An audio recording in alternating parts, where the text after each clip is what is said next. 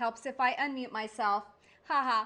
I wanted to come on a smidge early just to give people time to see that I'm here and show up, because what I'm talking about with you today is so, so important. I don't want you to miss a single second of it.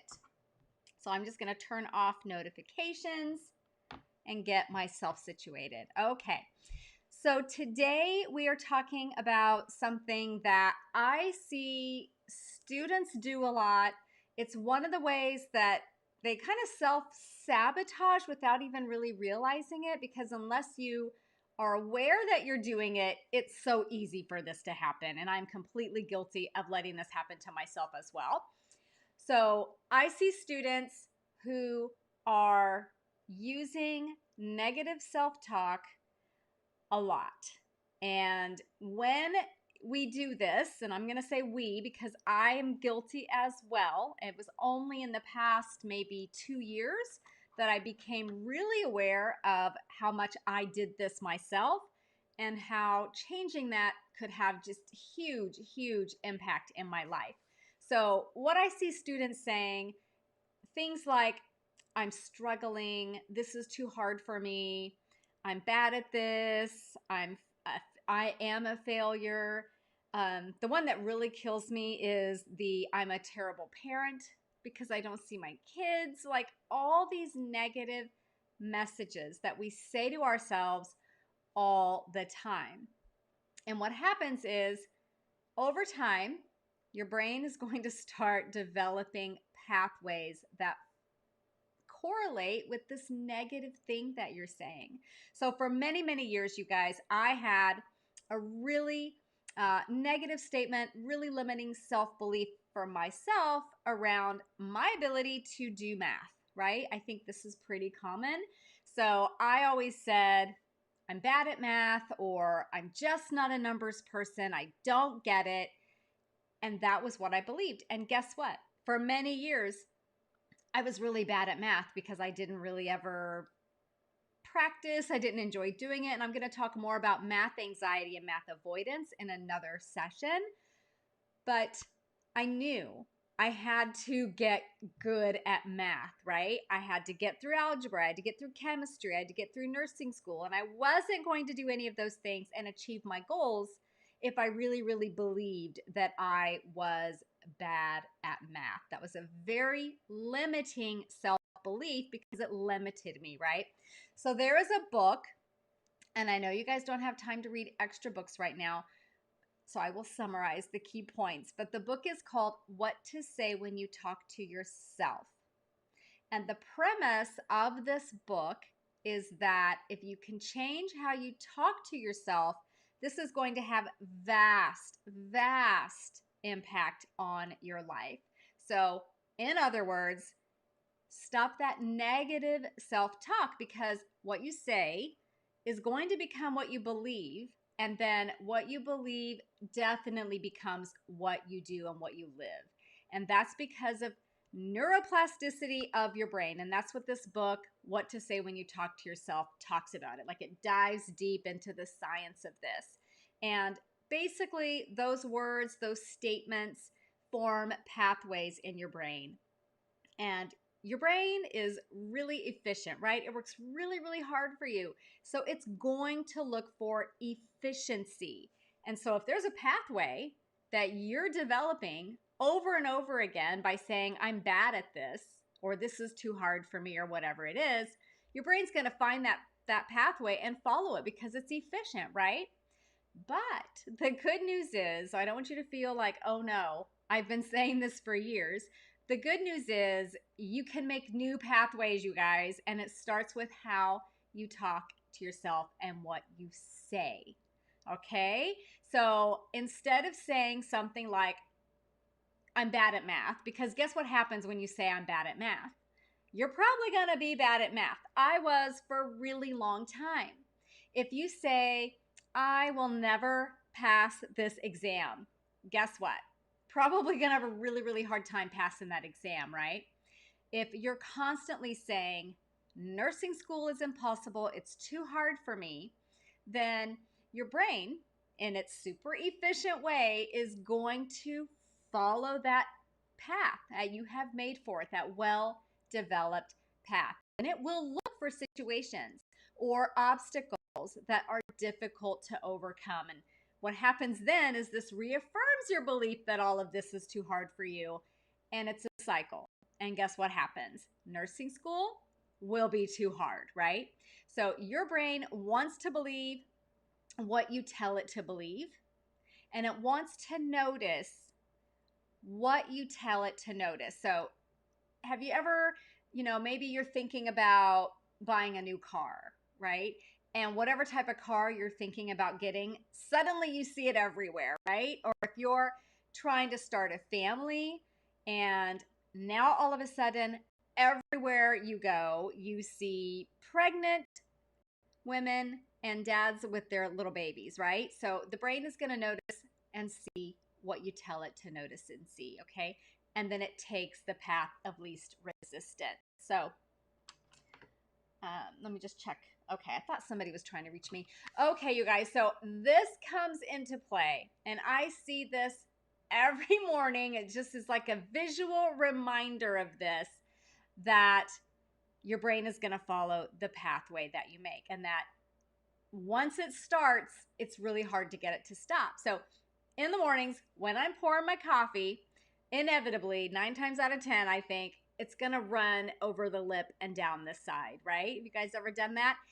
When that happens, when it starts running down the side, it's impossible for it to stop, right? You have to actually stop doing what you're doing, wipe it clean, get all the coffee or the water or whatever off of the edge, and start fresh. Otherwise, it's just going to keep spilling all over the counter, making a mess.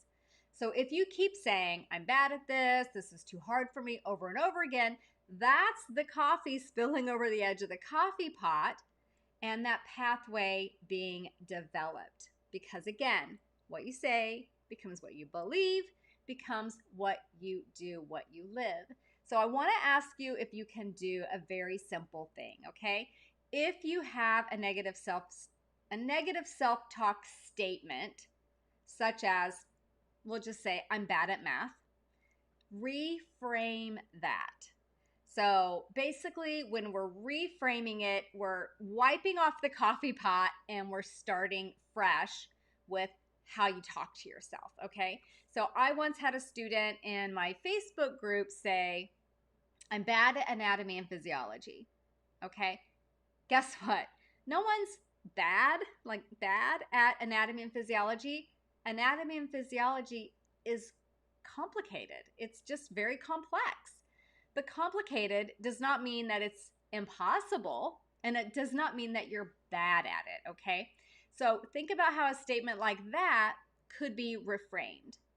And when we reframe our negative self-talk statements, it's not just saying the opposite thing, right?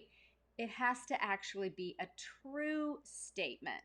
So you wouldn't suddenly flip that and say, I'm great at anatomy and physiology, and expect your brain to believe that. You're not going to trick your brain into believing something that's not actually true. So you reframe with a true statement. Maybe you say something like, anatomy and physiology is complicated. That's why I'm going to every lecture. That's why I'm staying engaged and doing the reading and writing my notes and learning more every day. That's a true statement. That's an empowering statement. And guess what happens with that? You learn more every day. And even though it is complicated, you're doing it, right? So if you have a piece of paper handy, I want you to take a quick minute and write down one negative self-talk thing that you say to yourself, okay? It could be about a particular subject, your attitude about nursing school, your belief in yourself as a parent who probably doesn't have the same amount of time to devote to family stuff that you would like.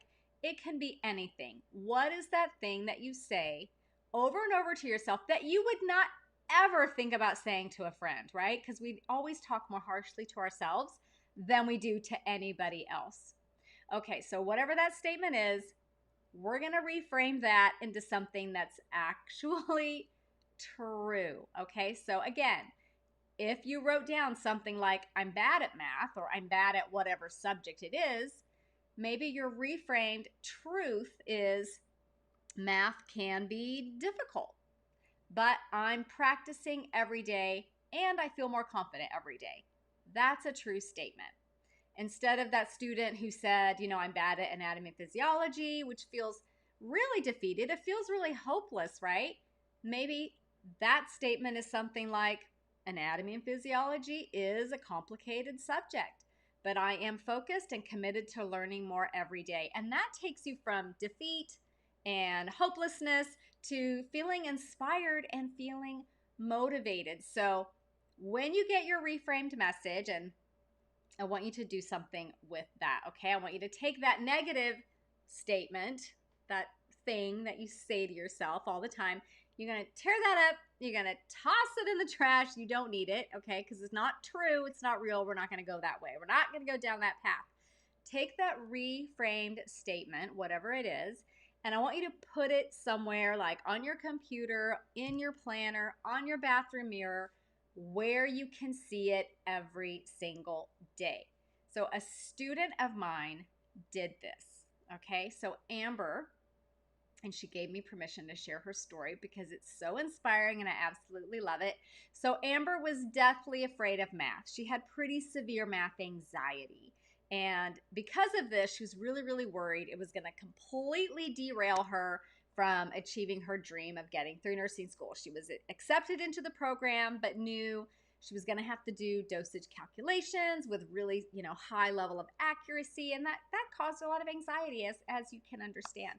So she was in my boot camp. She was in an office hours session where I talked about negative self-talk and reframing and using that to help get, that success going in nursing school. And she took this to heart, man. She went with it. And instead of saying, I think her statement was, I'm bad at math, she instead reframed. And what she wrote down was this. She wrote down, my brain is open to learning how to do math. My brain knows this is hard, but I'm practicing and getting better every day. That is a completely true statement, right? She had been saying she was bad at it. She didn't just turn it around on its ear and say, I'm great at math, because there was no way she was going to buy that. Instead, she said she was open to learning. She said that she knew it was hard, but that she was practicing and getting better every day. So about halfway through first semester, she wrote me, and she was so excited to tell me that she had been getting excellent grades, her words, excellent grades. And she said, I have so much confidence in my ability. Can you see how just enormous that is? She could have gone through first semester, which, as you know, if you're in nursing school, or if you're thinking about or starting nursing school soon, a lot of anxiety around that. So many unknowns, so many new things. It's completely different than anything else you've ever done. She could have started that experience with all this math anxiety, right? Instead, she reframed and went in, did excellent, and had confidence.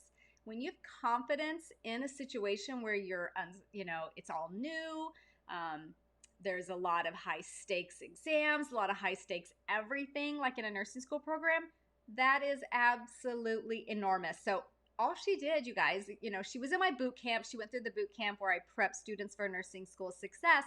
But one of the biggest things she did was change how she talked to herself. And it was the life changing for her. And I want the very same thing for you. So I want you guys to do this exercise if you haven't yet. And yes, Brittany, it was awesome. And Ashley says, positive self-talk. I love it. Yeah, I love it too. The key is you have to make it real, right? You have to make it true, positive self-talk. So I want you guys to do this. And then I'd love for you to shoot me a message and let me know how you're feeling about it, or, give it some time, put it into practice for a bit, and then let me know if you feel an impact from that and see an impact from that. Okay. So that is what I wanted to talk to you guys about today for this mindset edit. Okay. We're doing this for 35 days, you guys. We got 33 more days to go. 33 more topics to talk about. So, tomorrow I'm going to more specifically talk about math anxiety because that's kind of a topic all on its own, just to help you feel a little bit better about that. So, I will be doing that at, let me check the time, you guys, at 9 a.m. Pacific. Okay, so I will see you back for that. And I want you to try this exercise. It's absolutely life changing. Okay. Thank you, Chelsea. I'm glad you thought it was timely. I want you to check back in with me. Brittany says she'll definitely try it. Yeah, Brittany, absolutely. And we're going to talk about test anxiety um, in depth coming up in the mindset edit as well. So I will put the link to the schedule in the comments so that you guys can go and see what topics I'm talking about on what days. Because I guarantee you there's going to be several that you're like, yep, I need to talk about that and that and that and that. These are the things that, I've been mentoring students for about 7 years now, and these are the things that come up over and over and over again. So we're just tackling them all at once. Okay. All right. Thanks, everybody, and I will see you very soon. Okay. Bye.